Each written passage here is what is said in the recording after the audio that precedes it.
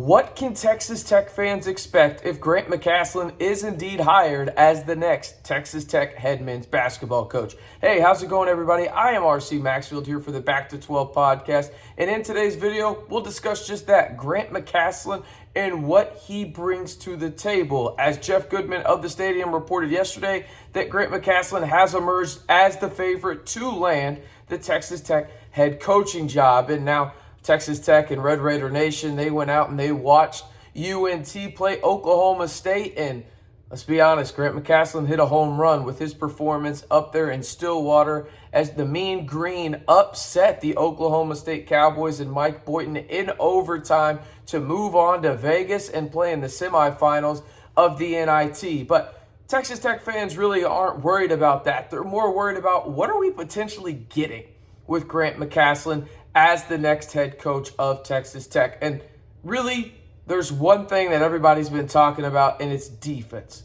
This is one of the best defensive coaches in the country. When you look at what UNT brings to the table, they are one of the best mid-major defenses there are out there. Really not even mid-major. Just one of the best defenses in college basketball, period. End of story. They don't let teams score on them. They can switch everything. They are absolutely relentless when it comes to ball pressure. And oh yeah, they attack the boards as well. And now one game shouldn't be the be-all, end-all when it comes to what this scheme can potentially do in the Big 12.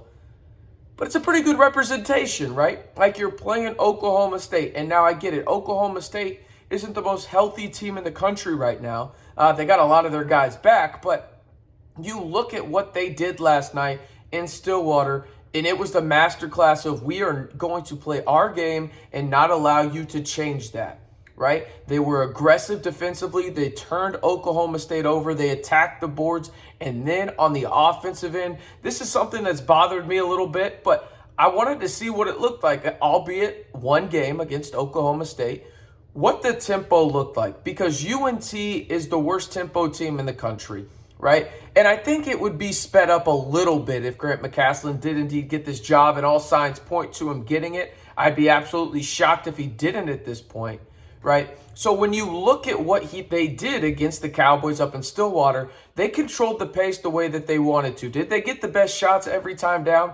No, you rarely do against a Power 6 opponent, but they did a phenomenal job of doing what they do best, and that is using screens, getting into ISO situations off of ball screens that are conducive for success for the player with the ball in their hands, and they capitalized on it a majority of the time. Now, is it the most pretty offense in the world? No, and I don't think anybody's going to tell you that it is, but it's effective, and that's all that matters, right? And when it comes down to it on the Grant McCasland side of things, I feel pretty good about this hire, right? I think that there was probably a couple of names ahead of him on my particular list, but I always had him in my top three. And the reason being was because of that defense and his ties to Texas. He's got really, really good ties to Texas, whether you're scared of the Baylor proposition, he comes from the Scottsdale tree, he graduated from Baylor, it doesn't matter, right? He knows the state of Texas at an elite level when it comes to recruiting.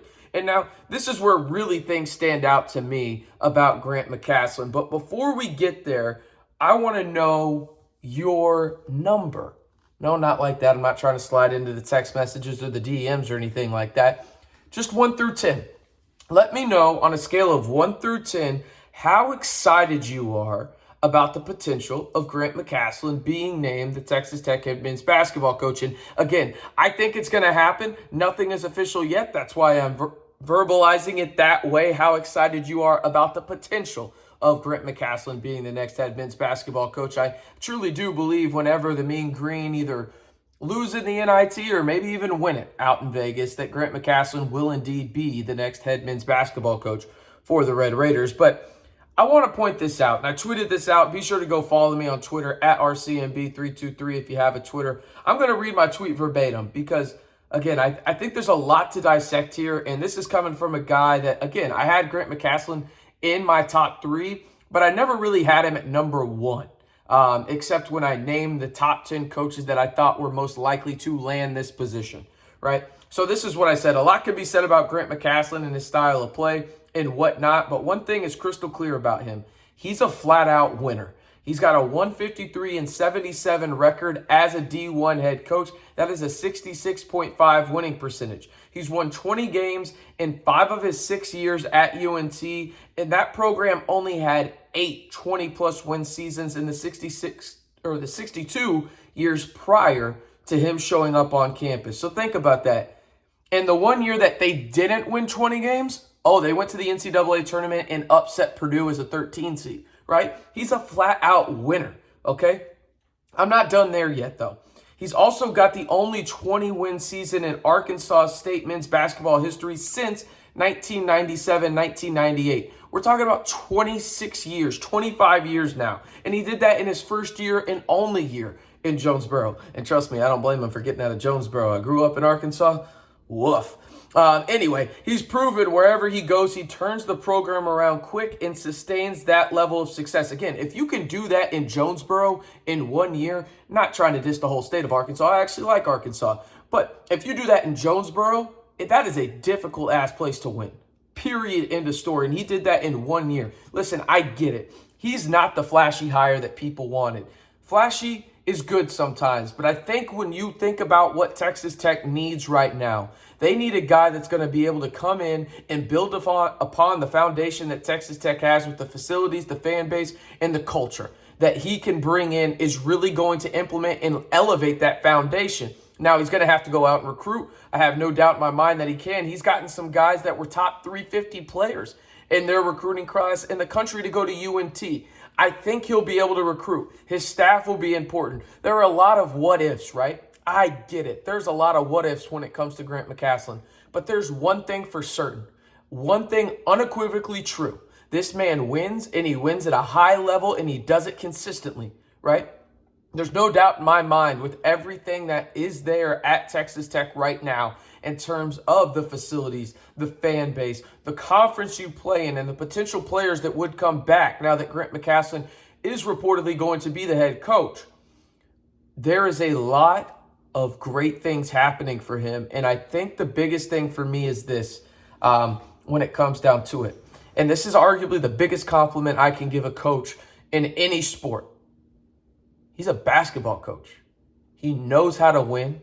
He knows how to adjust his scheme to still work, but put the players that he has on his team in a proper position to succeed. He's not trying to fit a square box into a round hole. He's not trying to do that, right? He is going to adjust and make the adjustments that are needed for his team to succeed. And he's proven that year in and year out at UNT. And don't get it twisted. He's just not in the running this time. Grant McCasland was in the running for this job 2 years ago, right? The three names you heard in this were Mark Adams, Darvin Ham, and Grant McCasland, right? His time, it looks to be now out in the 806, and I think everybody should be a little bit more excited about what's potentially coming out there. And I think, again, one game should not change your mind about anything, but it has to make you feel a lot better seeing how his scheme and his team played against an in-conference foe in the NIT up in Stillwater on the road, right? You have to think about that. And again, he is a flat-out winner. That's what he does. He wins everywhere he goes, and he wins quickly. 20 wins, right, in 8 of his 9 seasons as a coach. And the only time he didn't win 20 games, he went to the NCAA tournament and upset Purdue in the first round. Okay? He is a flat-out winner. He gets the most out of his teams, and he's a basketball coach. And that is the biggest compliment I can give someone in their particular profession. He is a basketball coach, and that is what Texas Tech needed. They need a guy that's going to come in here, lay the foundation, be a leader, be a CEO, but also know what it takes to win at a high level consistently. And Grant McCasland knows how to do just that. I'll ask you one more time, scale of 1 to 10, how excited are you about the potential of Grant McCasland being the head coach of the Texas Tech Red Raiders? Also, one more time, if you haven't already, join the fastest growing Texas Tech community here on YouTube. We're giving you daily videos year-round about Texas Tech football, men's basketball, softball, volleyball, everything you need to know about Texas Tech athletics. We've got you covered right here on your one-stop shop for everything Texas Tech. Of course, I'm talking about the Back to 12 podcast channel.